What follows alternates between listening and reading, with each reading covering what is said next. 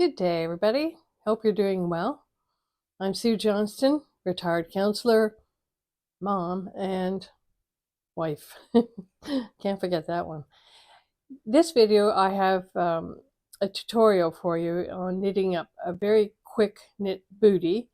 And if you don't have babies to knit for, that's fine. I have a cousin who's having her first grandchild. Well, her daughter's having the grandchild, not her.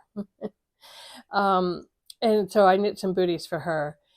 And the thing about this little project is it's very quick, and you can dress up the booties and hang them on a tree. Like if you decide to use it for a Christmas decoration, you can knit them in red and green and so forth. So I've given some examples that I'll show at the end where I've dressed it up with just a little bit of greenery. Ideally, I needed some more Christmassy greenery, but I think I gotta wait a few months from now to get that. So anyway, let me know what you think of this, and if you try it and it works out for you, I can knit one up in maybe about 20 minutes.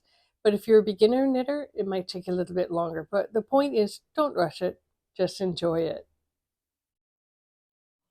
Here's a sample of the first bootie I knit up.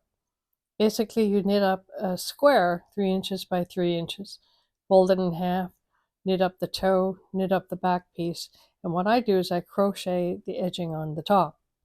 So this is it. This is a square. You just 3 inches by 3 inches. So you use whatever wool, whatever needles are going to give you that tension so that you can get 3 inches. And it has to be square. It's just a good measurement for a very small foot. After you've knit your 3-inch square, you want to go in and knit one, knit two together, turn the row, knit one, knit two together, and then I use a darning needle, and you pull it through the remaining stitches. And you fold it in half, and you stitch those up so that that's the toe. So you just pull it nice and tight so that it closes in that toe piece. And then you stitch up the heel, and that's it in a nutshell. Easy peasy, as they say.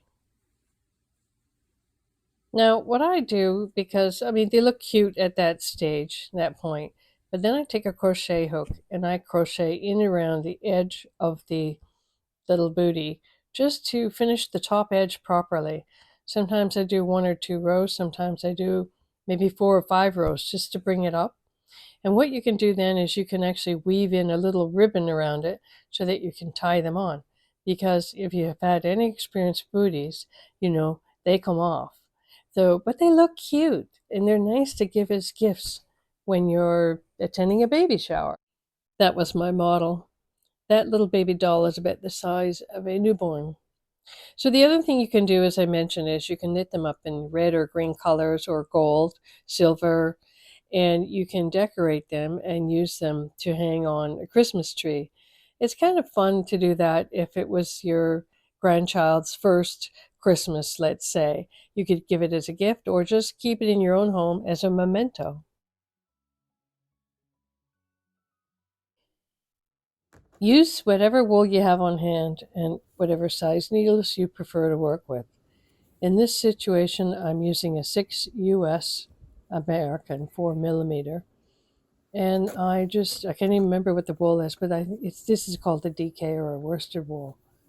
I can't remember. You know, honestly, this was some inexpensive wool I picked up at the dollar store. It was Lion brand, but it was cheap, easy to get. So use the long tail method for casting on, and there's a lot of videos out there, but if you watch carefully, you can see how I do sort of a V shape on my fingers and just wind the wool in around.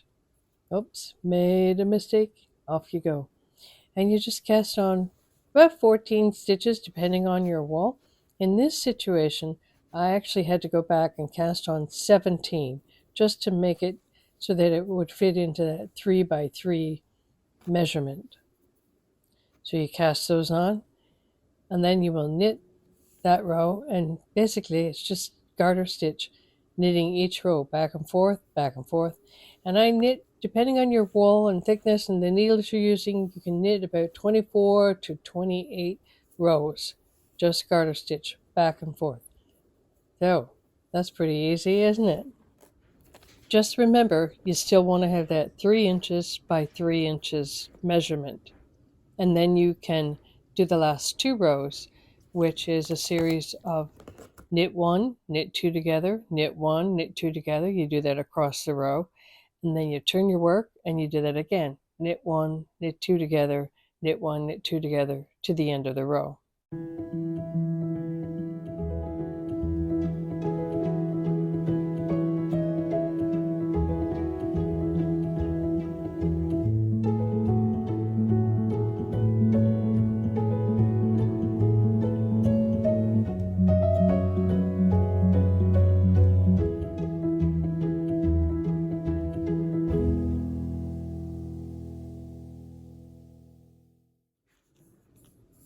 When you've done that, you've actually decreased the stitches on your needle. You want to cut your yarn and take a darning needle.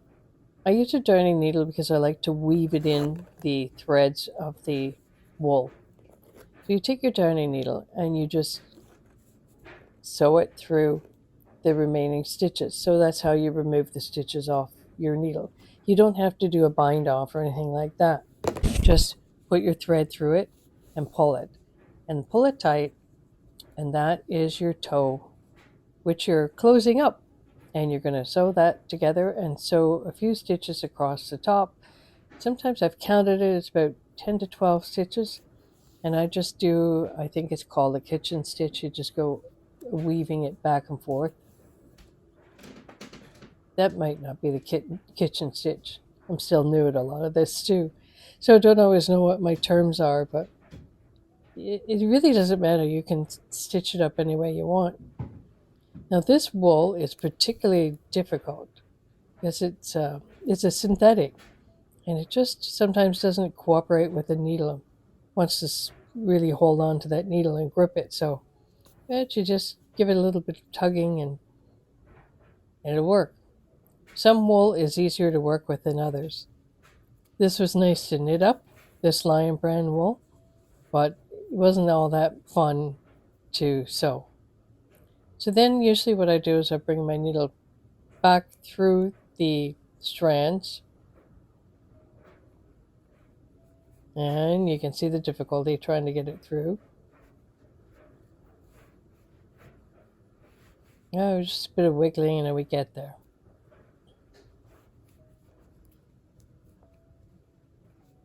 Keep it going. And then I just bring it back in the other direction. And usually that's enough to secure it so that there isn't an ending coming free. And you have to remember there's not too much wear and tear that goes on with baby booties. It's not like a man wearing socks and going through on the heel. So you just weave it through and end it and cut your thread. Again, you take your darning needle and some of the yarn and you sew up the heel part. And you see that there's a tail left from my cast on stitches. Sometimes I just sort of weave that in there. Sometimes I put it onto the needle and I just pull it through, because the stitches I'm using with the other strand of yarn will hold it all in place. There's that difficulty with that yarn again, but we do manage it.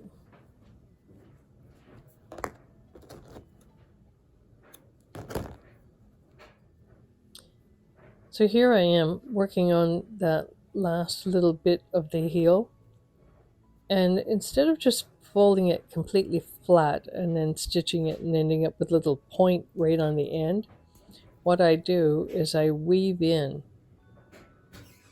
around the end of the heel there. You'll see that in a moment.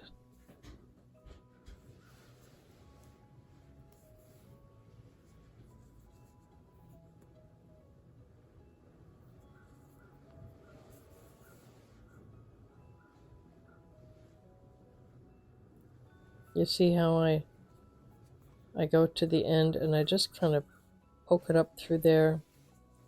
so that it's not a pointy end, so there's a little bit of roundness to that edge of the heel.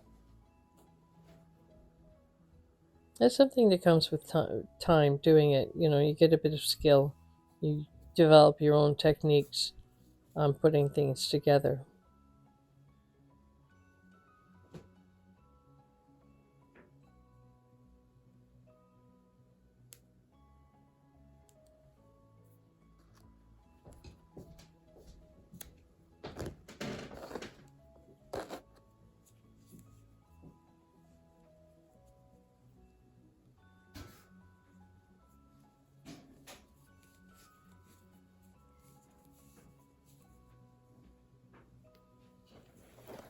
Here's my model again. We're going to just try it on, see how it goes. Slips on nice. You see how I think there needs to be just a little bit more of an edge there up on the ankle area. And that's one reason why I decided to crochet around the edge. So I'm using a 3.50 crochet hook. And I just do a single crochet around the edges. And that little bit of tail there, I just kind of weave it in. I crochet over top of it. So it just gets woven into the little bootie. Single crochet. And I just put the needle in between each knitting row. Again, it's just something you get a feel for. Whenever you're knitting or crocheting, you gradually develop your own tension, which hopefully becomes even. Sometimes it's not even when you're beginning, but gradually that happens. And you get a feel for things. Like I'm just kind of feeling where that hook needs to go in between the knitting rows. And there you are. I've just tied a strand of the yarn to hold the two booties together. A little bow up there so you can hang them up. Just dress it up with a bit of greenery, hopefully to complement the yarn that you've knit your bootie with. So as I mentioned, these are good. They do fit on baby's feet. You might want to weave a bit of ribbon in around so that you can tie it on. But mostly they're just cute to look at. I will be hanging these two on my tree at Christmas time. For me, it'll be reminiscent of daughters that were born, grandkids that are born. Our youngest grandchild is now just coming up to a year.